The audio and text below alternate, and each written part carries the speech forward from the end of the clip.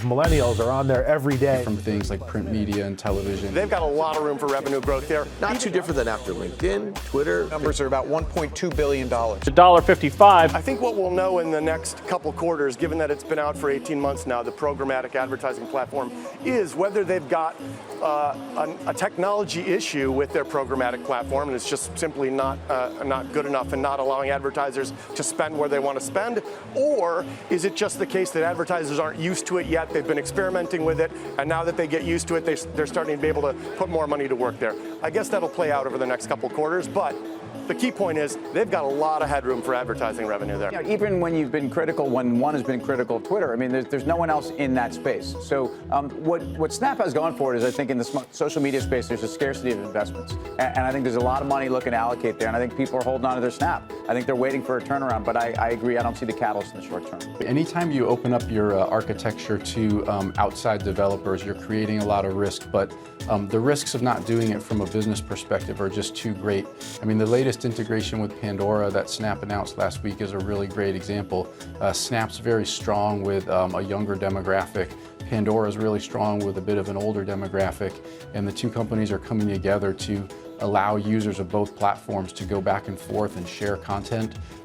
You know, Facebook and Instagram and Twitter, they're already doing all that, and so that really helps to create more sticky, engaged users. And so I think it's important that Snap takes this step and sort of evolves into allowing some other content to come onto the platform.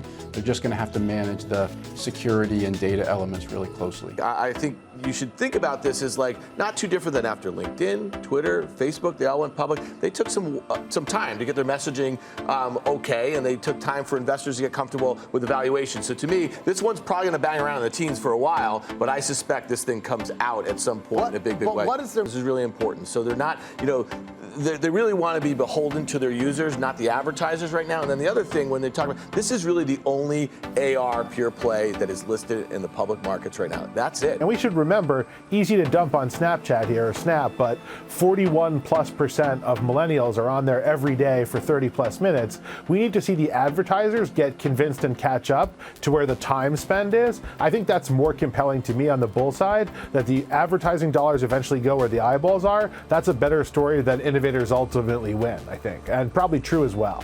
I wouldn't tie it to Facebook. I would tie it to Google, because Google 2 weeks ago reported incremental revenue over the first half of the year of $13 billion, extra dollars this year over last year. That, you know, Snap's revenue numbers are about $1.2 billion. I worry that Snap is just going to get crushed out of the market for digital advertising by Google, by Amazon, by others. I'm not expecting anything from Snap, and I'd stay away. This doesn't look very good to my eye, though, and it's consistent with the fundamental thesis. So what is this trade we're going to take a look at here? Specifically, I was taking a look at the August-January 12 put spread. You could sell the August 12 puts for 75 cents. The January puts are almost about double that cost at $1.55.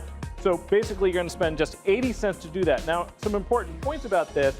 By selling that very expensive near-dated option, we're improving the likelihood that this trade is going to be successful. First of all, if the stock doesn't move that much at all, you're going to make money because of the decay. In the longer term, it doesn't need to fall as much because we collected 75 cents. If you have an IPO, usually it's those first few earnings results where you're going to see the most violent moves. It doesn't matter whether it's a big company like Facebook or a smaller one like Snap. This is sort of a consistent pattern that over time, investors become more acclimated to the stock and their expectations are basically more measured. And so you don't see as big gaps, which is why you have a 17% implied move, but it might actually look small in a historical context.